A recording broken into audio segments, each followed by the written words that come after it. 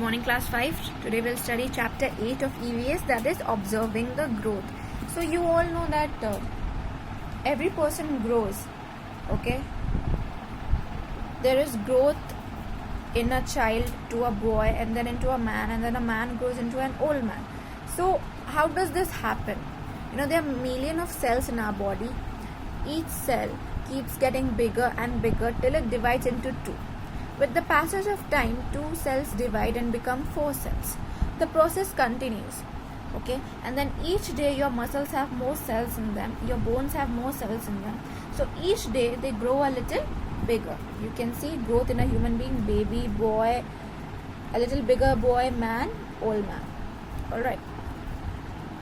So when you are somewhere between ages of 16 and 23, okay, when you are in 16 to 23, your body stops growing, okay? At that time growth stops.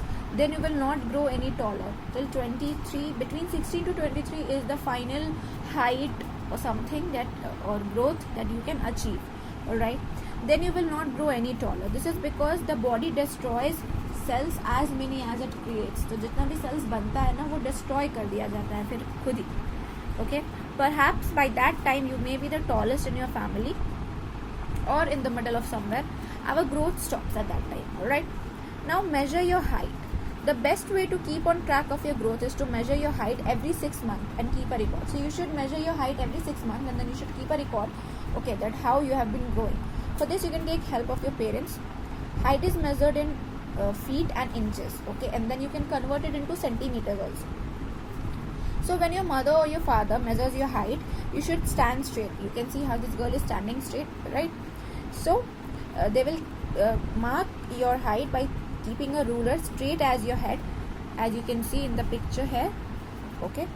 So then measure the distance between the floor and the point marked, okay? Then you will measure from the floor till the point marked above your head. So that is your height, okay? That's how you get to know your height.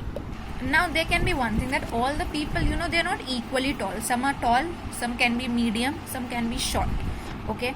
Even in your family all the members have different heights. It's not necessary that it has to be the same. If there is a newborn baby in the family, it is the shortest, right?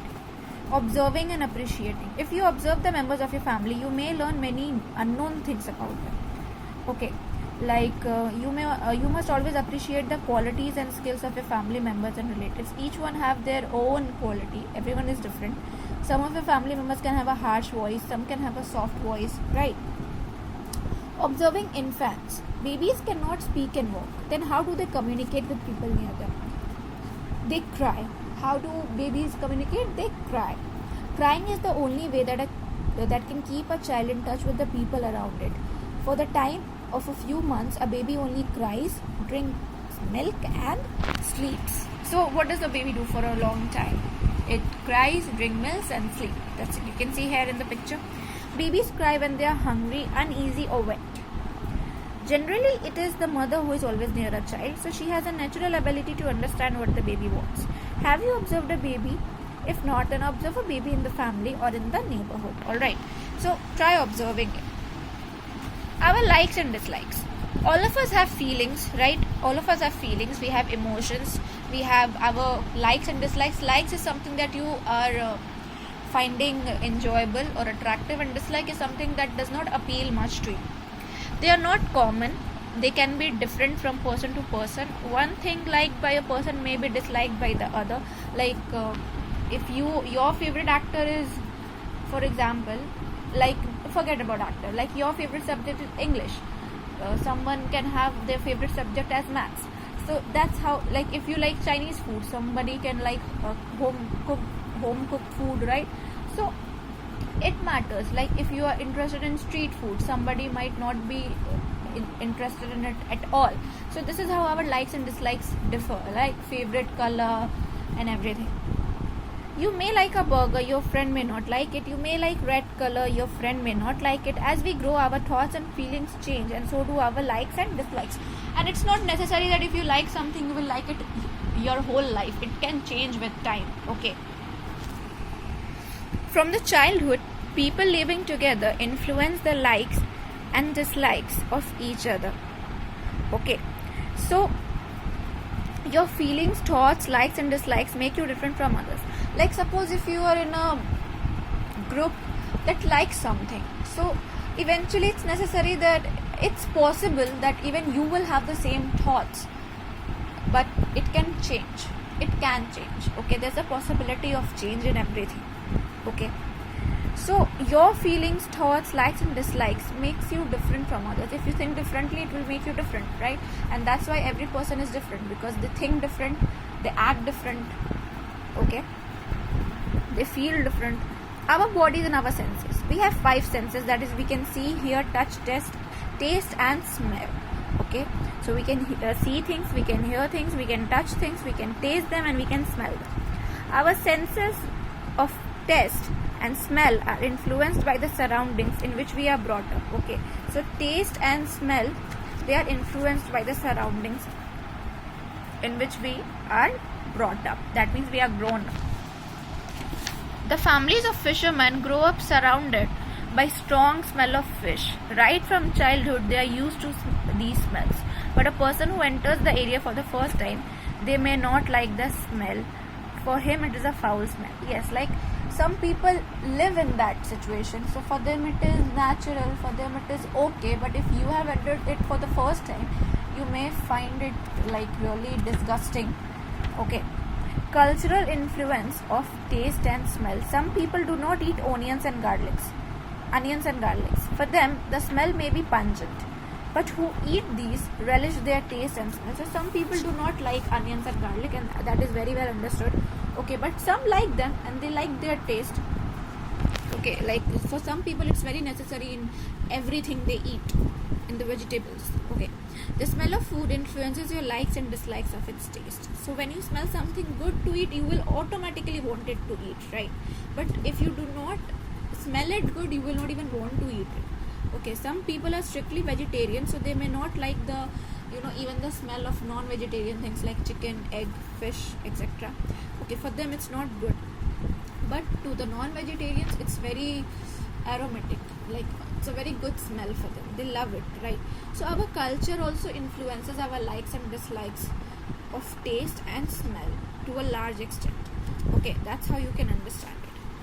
Some people are not so lucky to have all the working body parts. So some people are physically challenged, right? So some people have a part of their body that does not work properly. Okay, so some people have a part of their body that does not work properly. So it's not necessary that for them everything is normal. Some parts are there which cannot work. The people who cannot see are blind. Blind people are able to hear and feel the things that normal people do not even notice. Okay, they can feel things which we cannot. Okay, but they cannot see. So they feel things and they feel things by touching them. Okay, they can hear things also. So people who are blind, they read through Braille. Okay, so this is a Braille alphabet. Okay, and that is how they read. Okay, that is how they are taught. So they run their fingers along the dots, and they can also write Braille on a 6-key machine called a Braille writer. Okay, and they are also they also use talking books like cassettes. So they don't see, they hear. For them everything is hearing and feeling. Okay, Helen Keller, you all have heard her name. Helen Keller was an outstanding example of a person who conquered physical disability. Okay, she was physically disabled. She could not see. A serious illness destroyed her sight and hearing as well by the time she was about 2 years old only. So because of this, she was unable to speak and hear. She was not able to speak and hear because of that problem. But she rose above her disabilities to become internationally famous. So she overcame that, and she became famous internationally, and she helped physically challenged people to live better lives. She became an inspiration for them. Her teacher, Anne Sullivan, taught her to speak using sign language. So she was taught using sign language. Yes, it's also a language which is used. Okay. After college, Helen Keller worked with soldiers who had been blinded in the war. So she worked with the soldiers who were blinded in war, okay, who could not see anymore. Wherever she appeared, Helen Keller brought new courage to blind people. She was an inspiration for them.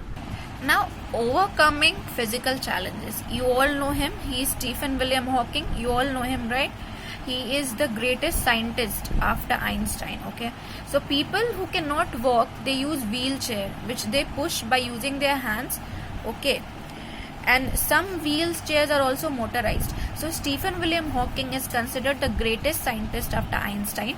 He has developed motor neuron disease when he was young, so he became unable to speak and move.